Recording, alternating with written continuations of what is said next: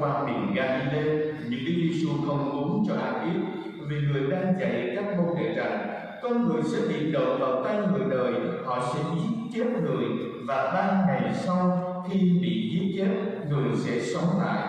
Nhưng các ông không hiểu lời đó, và các ông sợ không dám hỏi lại người. Sau đó Đức Giêsu và các môn đệ đến thành Ca-pha-nơ-um. Khi về tới nhà, Đức Giêsu hỏi các ông: dọc đường anh em đã làm bàn tán điều gì vậy? Các ông làm thinh, vì khi đi đường các ông đã cãi nhau xem ai là người lớn hơn cả. Rồi Đức Giêsu ngồi xuống gọi nhóm 12 lại mà nói: ai muốn làm người đứng đầu thì phải làm người rốt hết và làm người phục vụ mọi người. Kế đến, người đem một em nhỏ đặt giữa các ông, rồi ôm lấy nó và nói: ai tiếp đón một em nhỏ như em này vì danh thầy là tiếp đón chính thầy, và ai tiếp đón thầy thì không phải là tiếp đón thầy, nhưng là tiếp đón đấng đã sai thầy. Đó là lời Chúa. Lạy Chúa Kitô, ngợi khen Chúa.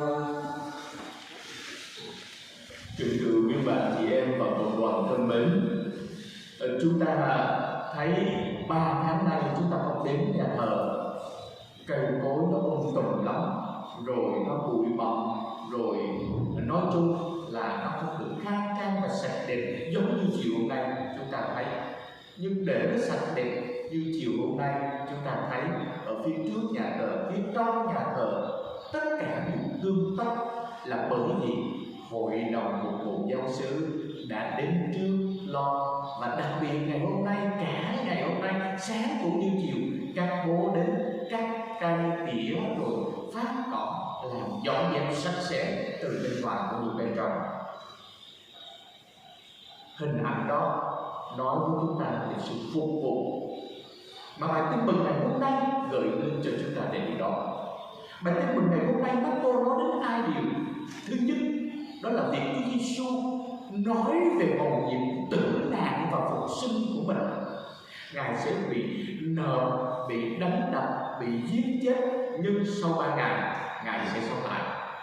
Ngài nói đến cái mầu nhiệm tử nạn và phục sinh của mình trên đường đi về nhà để các tông đồ cũng như các môn đệ nghe.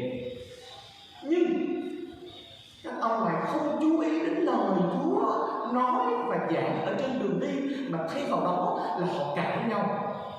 Ai sẽ làm lớn đây trong 12 tông đồ, trong 12 anh em của chúng ta đây? Ai sẽ là người đứng đầu? Ai sẽ là người lãnh đạo?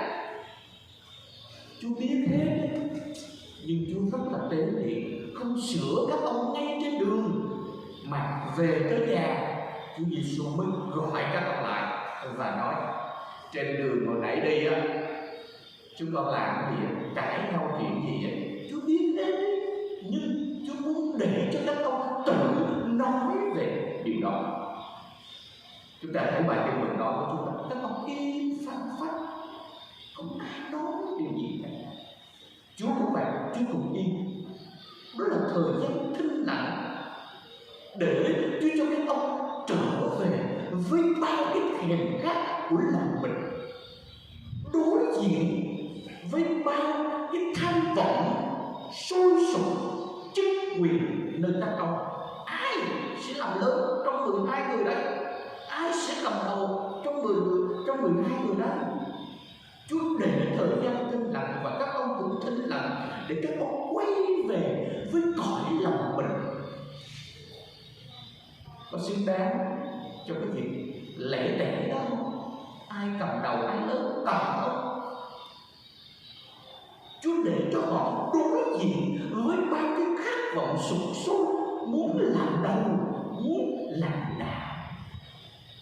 Và hôm nay Chúa đã mời gọi các ông, Chúa đã đề nghị các ông một lối sống mới, đó là sự phục vụ, hơn là những cái lễ tẻ đó cầm đầu người này lãnh đạo người kia. Và Chúa cho các ông thấy rằng người lãnh đạo, người đứng đầu không phải là người dùng quyền để khiến người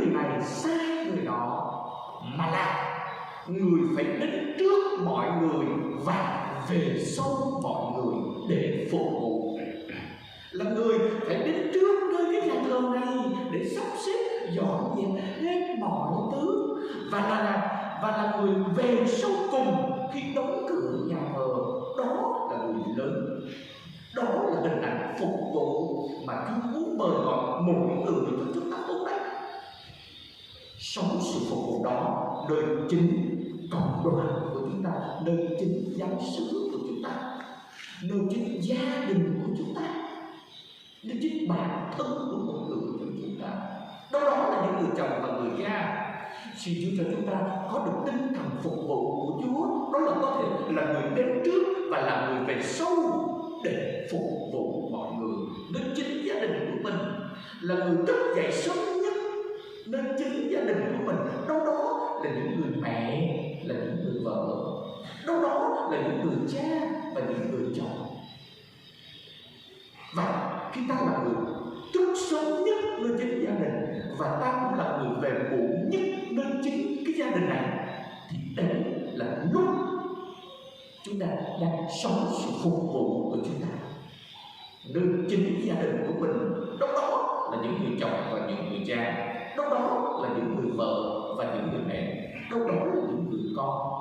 Xin Chúa cho chúng ta có một tinh thần phục vụ đó nơi chính gia đình của mình, nơi chính cộng đoàn của chúng ta, nơi chính cuộc sống của chúng ta. Tinh thần phục vụ đó, chúng ta sẽ là người lớn trước mặt Chúa và người lớn trước mặt anh chị em của mình, với một tinh thần phục vụ vô vị lợi. Với tinh thần đó, xin Chúa thêm lòng tin, xin Chúa thêm lòng can đảm, xin Chúa thêm lòng yêu mến nơi chính đời sống của chúng ta, để chúng ta phục vụ một cách vô vị lợi nơi chính gia đình của mình, nơi chính những người thân yêu của chúng ta nhiều hơn nữa. Với lòng tin đó, cho nên chúng ta đứng lên đi sự lòng tin của mình.